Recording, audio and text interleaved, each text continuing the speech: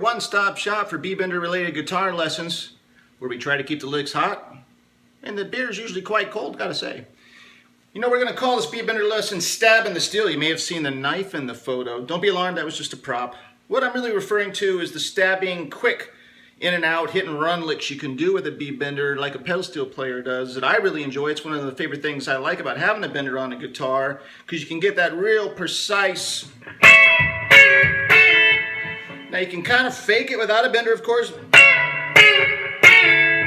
Just not as you know, precise as you can get with the mechanism, which of course was my nickname in high school, the mechanism. I don't know what that means. Okay, so we're going to go over this lick today. It's going to have a lot of the quick hit and run pedal steel stabbing motions like we just saw. I'll go ahead and play the lick one time for you in isolation so you can really see if you want in without the backing track. It's over 3 chords, A, D, and E, because why not? Those are fun. And it sounds like this.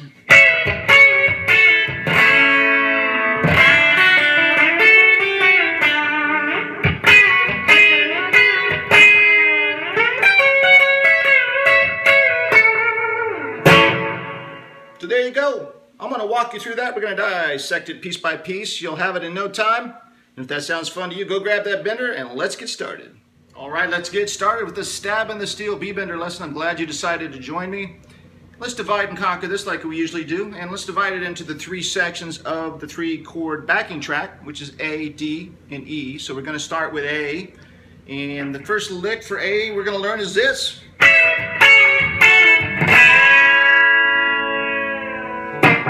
Not too hard. Let's learn the hand positions and then come back and circle around for what the bender's doing. So this entire lesson only uses the top 3 strings. Don't worry about the bottom 3. So here we go. Top 2 strings with your ring finger on the 12th is how we start. We drop down to the top 2. Your index finger goes to the 8th on the 2nd, and your ring finger goes to the 9th on the high E. Drops down to your index finger, covering the top 2 on the 5th. And then you drop down finally at the bottom of the hill. Your middle finger goes to the 3rd string, 2nd fret, and this is the part of the section where you're going to use all 3 strings. So here we go. 12th, 8, 9, 5th, middle finger down here to the 2nd fret on the G string, top 3. Of course, the top 2 strings open. Okay. Now, let's get back to the bender. This is the stabbing part of the lesson we've been talking about. So again, I've got my top 2 covered by my ring finger, and then I've got the bender engaged before I do anything. We're starting with the bender engaged. Now we're going to go ahead and really go ahead and give it that motion right there. Down pick them, and then let that bender down abruptly for the stabbing steel section. Drop down to your 2nd position, the 8, 9. Do the same thing, bender engaged before you hit. Same thing, top 2, 5th.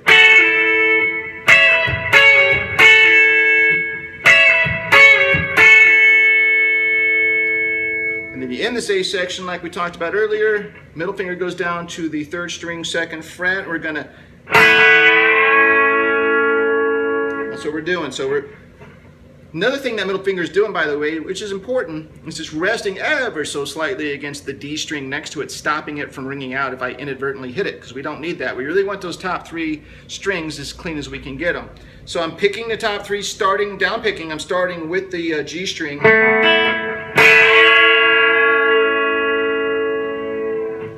And when you do this section, go ahead and make sure you get that bender fully engaged, because you don't want to pitch it out and have that bent B string just be a little bit flat. So make a middle note to go all the way with it. So here's the section we just learned.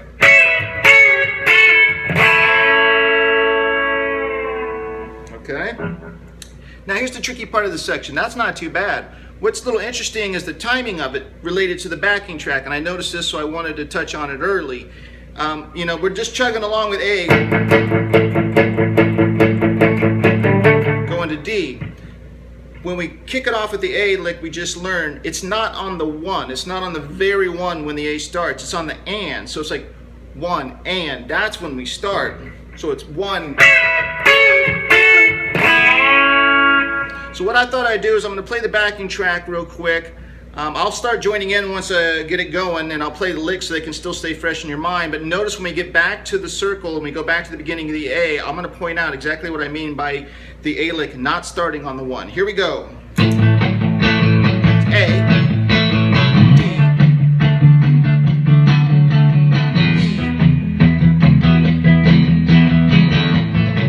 Here we go. 2, 3, 4, 1. It's on the and. So that's a. And I noticed that it's like I'm actually timing it. I didn't notice it until I did it now. I'm actually kind of going the offbeat with my hand.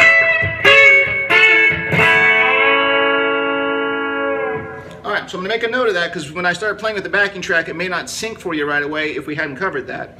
All right, so here we are down here at the end of the A section with our middle finger on the 3rd string 2nd fret, doing that. We're letting it down. We're dropping down. This is what our D section is going to be. And to do that, again, we ended up here on the A section. We're going to now switch over and take our index finger, 1st fret of the 2nd string, our B string, and then we're going to have the high E open. This time, instead of hitting 3 strings like we did on the end of the A section, we're starting the D section back to just the top 2 strings. So it's 2nd string, 1st fret, and the high E open. That's what we're doing. So we're hitting it and we're going full bender. Now keep it bent. Let's see, that'd be ring finger, high E 2nd. Back to the still bent B string, high E open.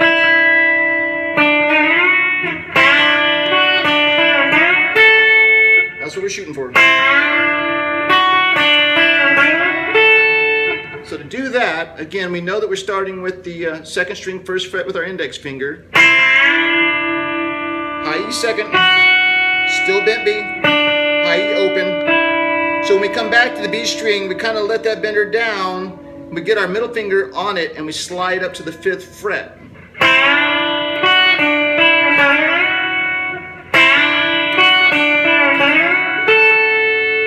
That's our target. So I'm letting it down, the bender down just enough to give me a little bit of bender to play with, but by the time I get my middle finger up here to the 2nd string on the 5th fret, I've got the bender fully engaged by the time I get there, but I need that little pedal steel slinky sound in the transition.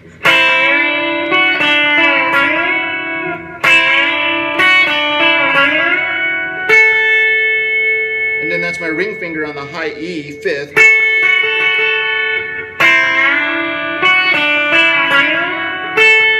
Bender's still engaged. Go ahead and hit the still engaged B string again on the 5th. Drop down with your index finger, high E 3rd.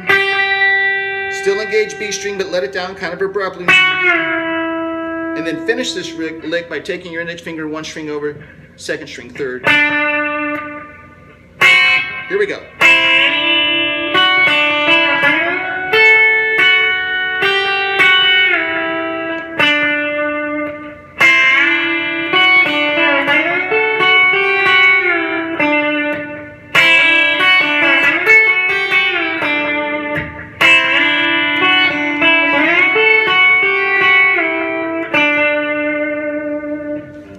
From the top with the A section, 3, 4.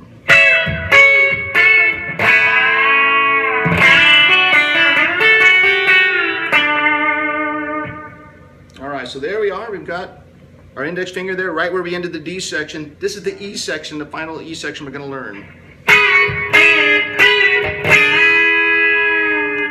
Not too bad.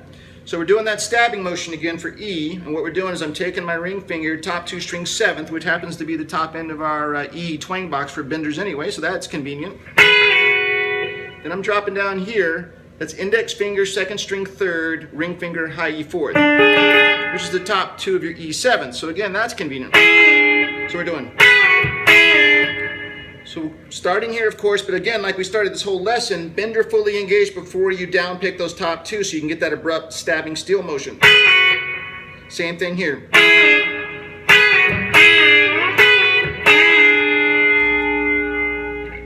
So real quick, I've noticed that when I go back now to the 7th fret top 2, I go back with my index finger this time. The reason I do that is I've already got it on the B string and I can get that little slinky sound leading up to it that I like to hear. That part I'm talking about. So that's your whole E section. It's not too bad.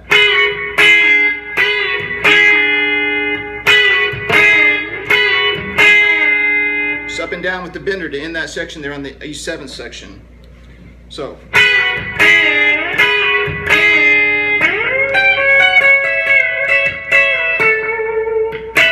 That ends us off. So what we're doing is we finish down here on the 2nd string 3rd fret. We're going to slide with our index finger up here and bar the top 2 on the 12th. Now when we get there to do that, we're going to start the party by hitting the B string, your 2nd string, on the 12th with the bender engaged. Keep it engaged. High E 15th with your little finger. So when you get there, it sounds like that.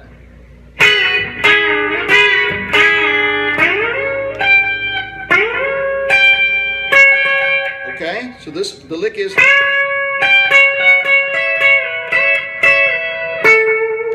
So when we get there,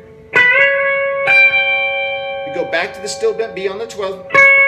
Walk it down now. I've got my ring finger, high E 14th, still bent B, high E 12th, it's covered by the index.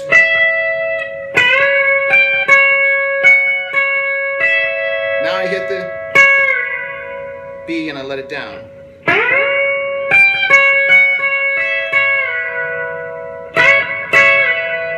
Then I've still got those top 2, it's down, and up, down, and I end with the G string, 14th fret. That's my ring finger. You can use what you want. So that last lick is.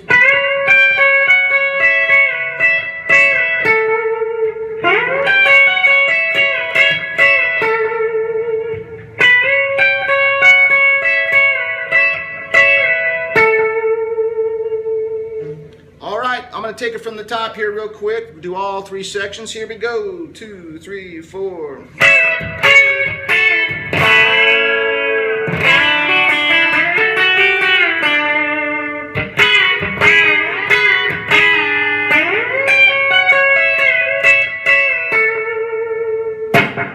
One thing I want to mention on that last E part. Timing wise, I need you to think of that as the way I asked you to think about the beginning A part. You're going to hit that first part of the E part. You're going to hit that on the and. So when you hear the E, when you hear it switch to E, you're going on the and. So the A part that starts is on the and. The D part actually is right on the 1 with the D. So it's offbeat on the A, right on the 1 on the D, and then it goes back to the and on the E. So when you hear me play the backing track, keep those things in mind. It's on the and, it's right on the 1 for the D, and it's back on the and when we start the E section. So I'm going to fire up the backing track, play this in context, and let's see what we got here. I'm going to let it loop once, join it in.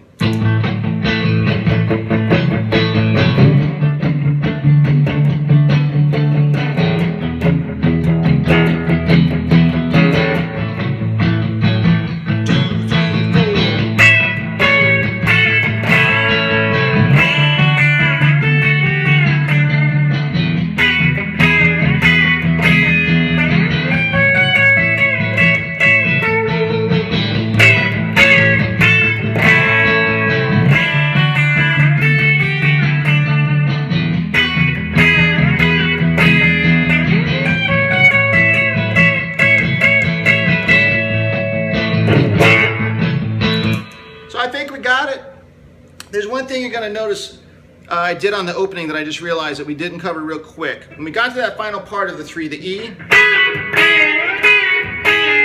it gave you an alternate lick in the opening. So if you want to learn it, here it is real quick. Instead of going, I come up to it, I go. So it's still the same positions. It's your top 2 strings on the 7th, and then that 2nd string 3rd, and your high E 4th. It's the same positions. We're just not doing the. What I'm doing is I'm going up, sliding up with my middle finger on the 2nd string.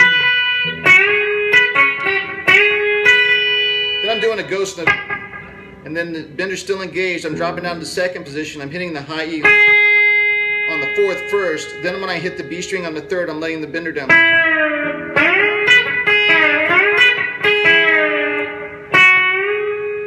ghost note, then.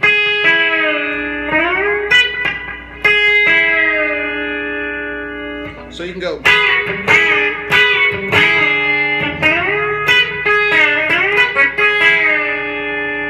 It's a little variety, so if you don't want to stab it the whole way, you want to caress it a little bit, you've got that option now. So there we go, the B-Bender Stabbin the Steel lesson. I hope you got something out of it. Again, take the parts you like, discard the rest, make them your own. That's what I like to do. And you know, if you enjoyed any part of it, go ahead and give it a thumbs up while you're thinking about it there on the UFace channel. If you got any other Bender friends that might enjoy this lesson, go ahead and hit that share button. And if you're new to these parts around the bunker, you should be very aware, like the rest of the subscribers are, of our motto: it's never too late to go on a bender. I hope you do. Appreciate you watching, and I'll see you next time.